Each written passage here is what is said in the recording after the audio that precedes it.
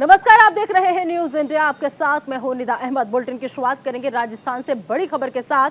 तो राजस्थान से इस वक्त की बड़ी खबर आपको बता दें कि सचिन पायलट के पैदल मार्च का आज दूसरा दिन है। अजमेर से जयपुर तक ये पैदल मार्च है और 5 दिन में 125 किलोमीटर यात्रा का लक्ष्य जो है वो रखा गया है। 15 मई को जयपुर में यात्रा खत्म होगी। तो अहम खबर, बड़ी खबर, अजमेर से जयपुर तक पैदल मार्च जो है वो करेंगे सचिन पायलट। तो 5 दिन में 125 किलोमीटर यात्रा का लक्ष्य रखा गया है कि 5 दिन में वो 125 किलोमीटर का सफर जो है पैदल चलकर तय करेंगे और 15 मई को जयपुर में इस यात्रा को खत्म किया जाएगा। तो राजस्थान से ये अहम खबर, बड़ी खबर। राजस्थान की सियासत लगातार आप बता दें कि उफान पर है, क्योंकि इस वक्त अशोक गहलोत और वर्सेस सचिन पायलट जो है वो देखा जा रहा है और लिहाजा लगातार एक के बाद एक दोनों के ही हमले एक दूसरे पर सामने आते हैं। लेकिन इस बीच आला कमान की चुप्पी जो है वो बहुत कुछ कह रही है, क्योंकि दोनों में से किसी को भी समझाने की न कोशिश की गई है, दोनों में से किसी को भी न रोकने की कोशिश की गई है। एक तरफ अशोक गहलोत हैं जो लगातार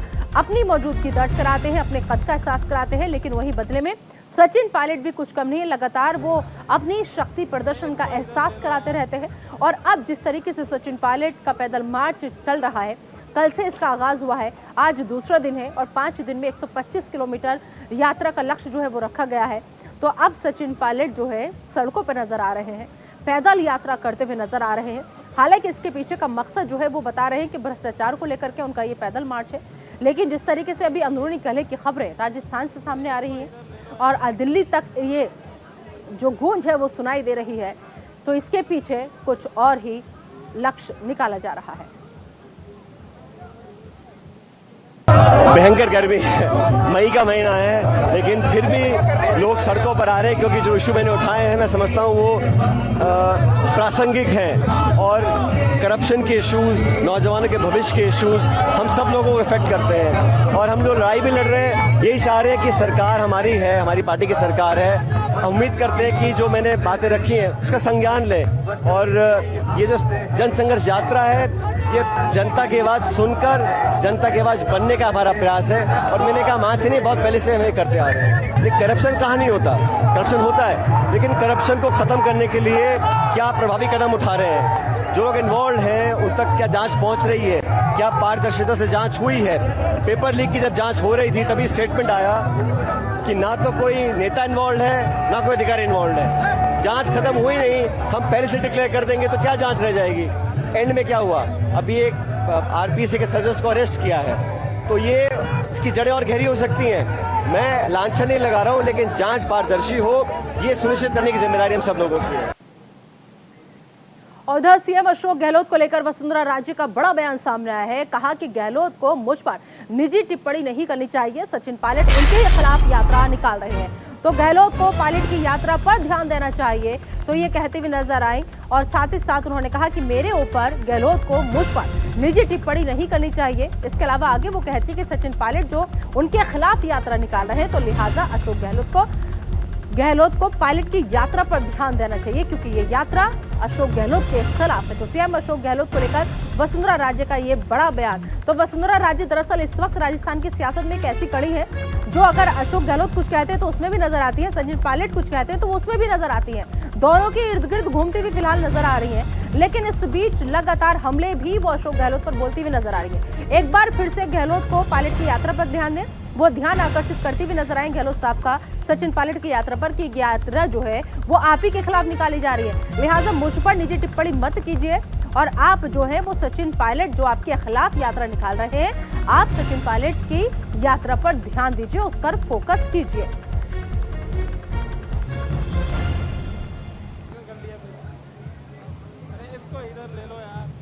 तो चलिए आपको सुनवाते हैं कि वसुंधरा राजे ने क्या कुछ कहा। ये नहीं है कि 2003 के बाद अशोक गहलोत जी को बहुमत नहीं मिली है। भाइयों, उनकी नजर में सबसे बड़े शत्रु तो हम ही लोग हैं, आप लोग जानते हो। उनके राह का कांटा आज अगर कोई है तो हम ही लोग हैं। इसलिए उनकी कोई भी तारीफ के अंदर सद्भावना नहीं है, दुर्भावना है। इस चीज को समझने की सबको जरूरत है। अकेले एक महिला के ऊपर कितने निशाना साधोगे भाई, और कौन कौन लोग साधेंगे? तो जैसे मैंने अभी आपको कहा, स्वार्थ सिद्धि के लिए मेरी और निशाना साधो। पर याद आप लोगों को शायद ये नहीं है कि हनुमान चालीसा की एक चौपाई है जिसमें कहा गया है, सब सुख लही तुम्हारी सरना, क्या, जोर से बोलो भाई, सब सुख लहे तुम्हारी सरना तुम रक्षक। हाँ, याद रखो। और एक और बड़ी खबर आप तक पहुंचा दें, टिल्लू ताजपुरिया के भाई, साथी के भाई ने आत्महत्या कर ली है। जी हां, 25 वर्षीय बंटी ने आत्महत्या की है। गैंग के शार्प शूटर का भाई था मोहित उर्फ बंटी। मामले की जांच में फिलहाल पुलिस जुटी हुई है। तो टिल्लू ताजपुरिया का जो साथी था एक, उसके भाई ने आत्महत्या की है। 25 वर्षीय बंटी बताया जा रहा है, बंटी नाम जिसने आत्महत्या की है। तो गैंग के शार्प शूटर का भाई था मोहित उर्फ बंटी। मोहित नाम था लेकिन बंटी के नाम से जाना जाता था।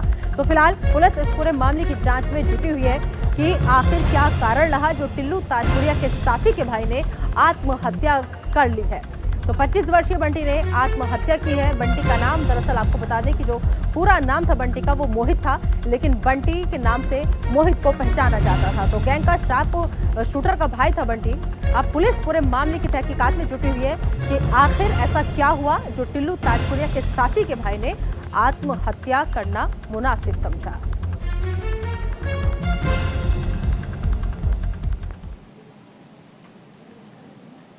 इधर पश्चिम बंगाल में द केरल स्टोरी पर प्रतिबंध के खिलाफ फिल्म निर्माताओं की याचिका पर सुप्रीम कोर्ट आज सुनवाई करेगा। फिल्म निर्माताओं ने दावा किया है कि प्रतिबंध से उन्हें हर दिन पैसों का भारी नुकसान हो रहा है। डी.वाई. चंद्रचूड़ और जस्टिस पी.एस. नरसिम्हा की पीठ के समक्ष फिल्म निर्माताओं की तरफ से वरिष्ठ वकील हरीश साल्वे ने मामले का उल्लेख कर तत्काल सुनवाई की मांग की है। वहीं साल्वे ने कहा कि याचिका पश्चिम बंगाल और तमिलनाडु में प्रतिबंध को चुनौती देती है। वहीं पीठ ने कहा था कि हमने मंगलवार को फिल्म की रिलीज पर रोक लगाने से केरल हाईकोर्ट के इनकार वाले आदेश के खिलाफ एक अन्य याचिका को 15 मई को सूचीबद्ध किया है। तो सीएम ममता बनर्जी ने दरअसल आपत्ति जताई है और बता दें कि केरल स्टोरी पर प्रतिबंध जो था वो लगा था पश्चिम बंगाल में, लेकिन उसके खिलाफ अब सुप्रीम सुनवाई होने जा रही है।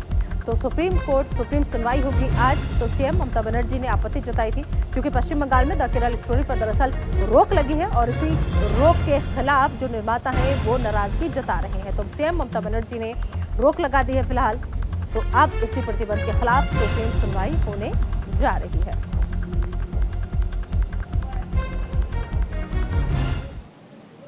और चलिए आगे बढ़ते हैं, दिल्ली से बड़ी खबर आप तक पहुंचा दे। तो दिल्ली से बड़ी खबर, हिंडनबर्ग मामले में सुप्रीम कोर्ट में सुनवाई है आज। 3 जजों की पीठ मामले की सुनवाई करेगी। सेबी को 2 महीने का वक्त दिया गया था। 6 सदस्यीय समिति ने रिपोर्ट अपनी सौंप दी है। तो अहम खबर, बड़ी खबर, आज हिंडनबर्ग मामले में सुप्रीम कोर्ट में सुनवाई होने जा रही है। तो बड़ी खबर दिल्ली से, अहम खबर इस वक्त की आपकी टीवी स्क्रीन पर। तो 6 सदस्यीय समिति ने अपनी रिपोर्ट जो है वो सौंप दी है। अब सेबी को 2 महीने का वक्त जो था वो दिया गया था। देखना होगा कि हिंडनबर्ग मामले में सुप्रीम कोर्ट क्या रुख अपनाता है। तो 3 जजों की पीठ आज इस मामले की सुनवाई करेगी।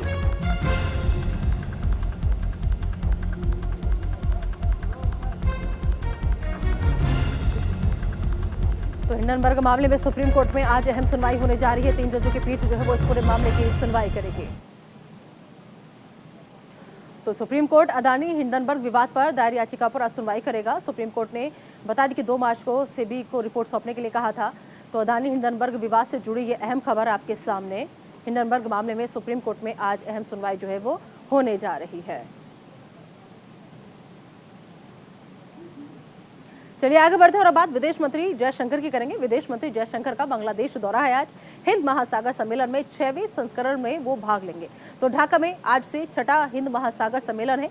2 दिनों तक हिंद महासागर सम्मेलन की बैठक होगी।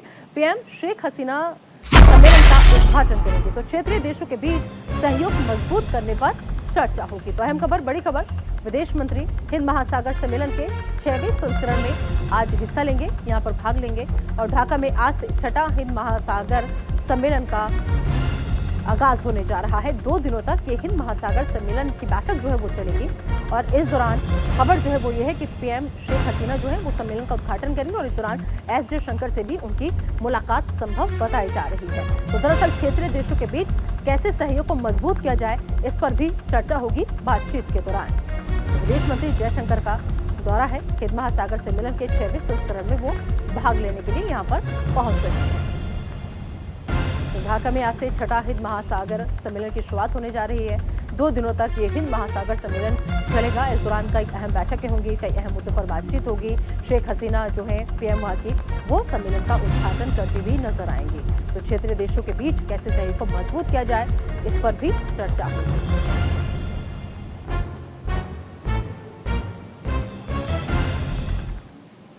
और बात प्रधानमंत्री नरेंद्र मोदी की। पीएम मोदी का गुजरात दौरा है आज। गांधीनगर में करोड़ों की योजनाओं की वो आज सौगात देने जा रहे हैं। 4,400 करोड़ की परियोजनाओं का उद्घाटन करेंगे। पीएम आवास योजना के तहत घरों का आवंटन होगा, तो 19,000 लाभार्थियों को आवास की चाबी जो है वो सौंपी जाएगी। तो अहम खबर, बड़ी खबर, गांधीनगर में करोड़ों की योजनाओं की सौगात आज प्रधानमंत्री नरेंद्र मोदी देने जा रहे हैं। 4,400 करोड़ की परियोजनाओं का उद्घाटन आज पीएम मोदी करने वाले हैं। पीएम आवास योजना के तहत घरों का आवंटन जो है वो किया जाएगा।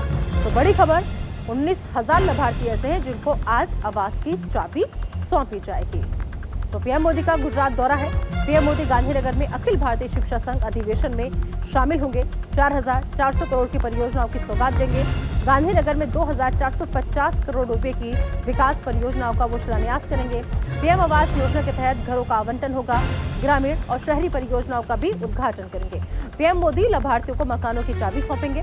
दोपहर 3 बजे प्रधानमंत्री गिफ्ट सिटी जाएंगे। गिफ्ट सिटी की यात्रा के दौरान परियोजनाओं की समीक्षा करेंगे।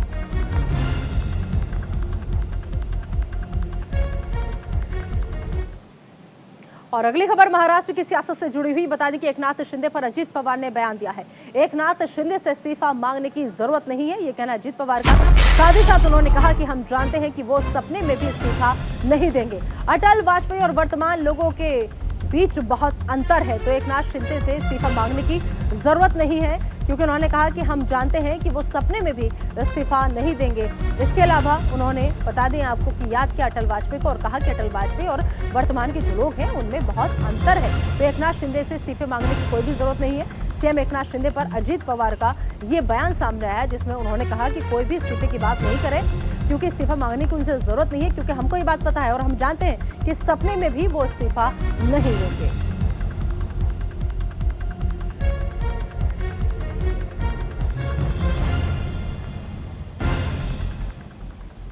असून काही उपयोग नाही।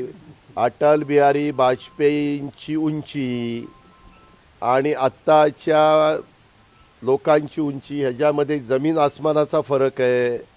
हे अजिबात राजीनामा देणार नाही, कुणी मनात पण आणू नका, स्वप्नात पण देणार नाही, तर प्रत्यक्षात कधी देणार। मागणी असून काही उपयोग नाही। और चलिए बात गोल्डी बराड़ लॉरेंस बिश्नोई की करेंगे। इस गिरोह पर दरअसल बड़ी कार्रवाई हुई है। क्राइम ब्रांच के 3 वसूली मॉड्यूल पर कार्रवाई हुई है। दिल्ली क्राइम ब्रांच ने 8 लोगों को गिरफ्तार किया है। मौके से भारी मात्रा में हथियार भी बरामद किए गए हैं। दरअसल आपको बता दें कि वसूली के लिए बच्चों का इस्तेमाल ये लोग करते थे। तो अहम खबर, बड़ी खबर, क्राइम ब्रांच की 3 वसूली मॉड्यूल पर यह कार्रवाई हुई है। दिल्ली क्राइम ब्रांच ने 8 लोगों को इस मामले में गिरफ्तार किया है। तो गोल्डी बराड़ लॉरेंस बिश्नोई गिरोह पर बड़ी कार्रवाई को अंजाम दिया गया है। मौके से भारी मात्रा में हथियार भी बरामद किए गए हैं। और सबसे बड़ी बात यह कि बच्चों तक को नहीं बख्शते थे, वसूली के लिए बच्चों का इस्तेमाल किया करते थे। तो गोल्डी बराड़ लॉरेंस बिश्नोई गिरोह है, जिस पर ये बड़ी कार्रवाई जो है वो हुई है। क्राइम ब्रांच के 3 वसूली मॉड्यूल पर यह कार्रवाई हुई है। तो दिल्ली क्राइम ब्रांच ने 8 लोगों को इस मामले में गिरफ्तार भी किया है और मौके से भारी मात्रा में हथियार जो है वो बरामद किए गए हैं। तो वसूली के लिए ये अंदर की खबर निकलकर सामने आई है कि बच्चों को भी ये इस्तेमाल करते थे अपने काम के लिए, बच्चों का भी यूज करते थे। तो क्राइम ब्रांच ने 3 वसूली मॉड्यूल पर कार्रवाई की है, खबर ये है पूरी। तो दिल्ली की क्राइम ब्रांच ने 8 लोगों को इस मामले में गिरफ्तार कर लिया है। गोल्डी बराड़ लॉरेंस बिश्नोई गिरोह पर यह पूरी बड़ी कार्रवाई जो है वो नजर आ रही है।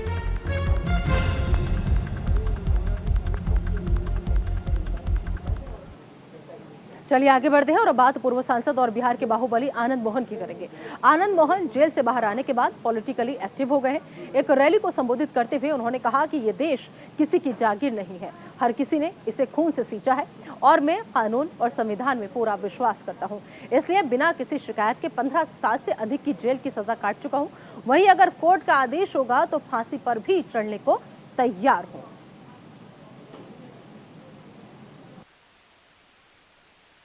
चिल्ला चिल्ला क्या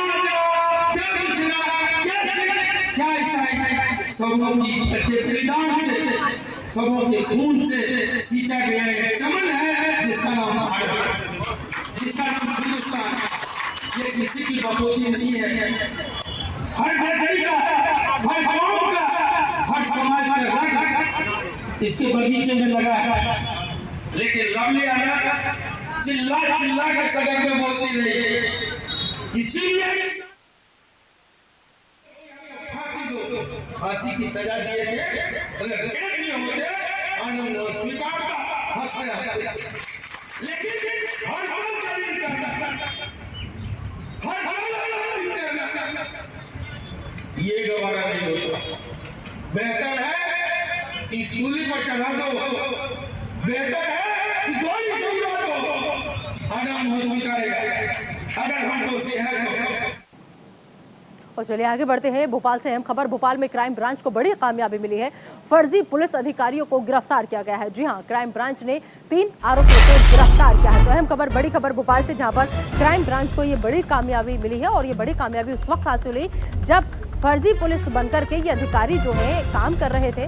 तो फिलहाल इन फर्जी पुलिस अधिकारियों पर कार्रवाई की गई है क्योंकि इनको पकड़ा गया है। क्राइम ब्रांच ने ऐसे 3 आरोपियों को गिरफ्तार किया है जो फर्जी पुलिस अधिकारी बनकर इलाके में अपना रौब झाड़ते थे और वसूली का काम करते थे। तो फर्जी पुलिस अधिकारी जो बने हुए थे 3 आरोपी, उनको फिलहाल गिरफ्तार किया गया है। तो भोपाल में क्राइम ब्रांच की टीम को ये बड़ी कामयाबी मिली है। और ये बड़ी कामयाबी उस वक्त मिली जब क्राइम ब्रांच की टीम को पता चला कि कुछ पुलिस अधिकारी ऐसे हैं जो फर्जी हैं। लिहाजा टीम वहां तक पहुंची और फर्जी पुलिस अधिकारियों को गिरफ्तार किया। तो फिलहाल इन फर्जी पुलिस अधिकारियों को गिरफ्तार करने में क्राइम ब्रांच की टीम ने बड़ी सफलता हासिल की है। तो भोपाल से अहम खबर, जहां पर क्राइम ब्रांच को ये बड़ी कामयाबी मिली है।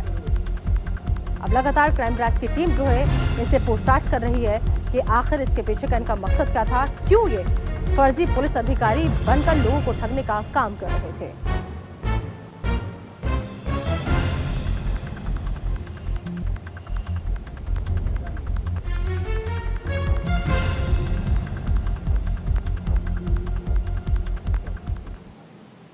और अब उत्तर प्रदेश के ललितपुर से अहम खबर, जहां पर लेखपाल का एक वीडियो वायरल हो रहा है। लेखपाल के रिश्वत लेने का वीडियो वायरल हो रहा है। लेखपाल ने दरअसल किसान से 8,000 रुपए की रिश्वत ली और सुविधा शुल्क की आड़ में रिश्वत लेने का ये पूरा मामला है। पीड़ित किसान ने फिलहाल प्रशासन से जांच की मांग की है।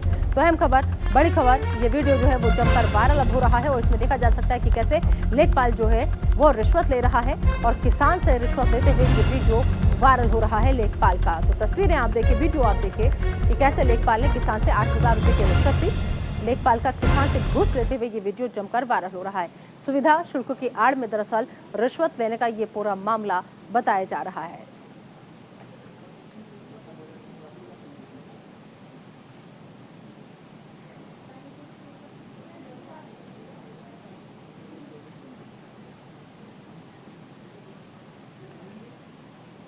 फिलहाल इस बुलेटिन में अभी के लिए इतना ही। आप दीजिए इजाजत, लेकिन बने रहिए न्यूज़ इंडिया के साथ।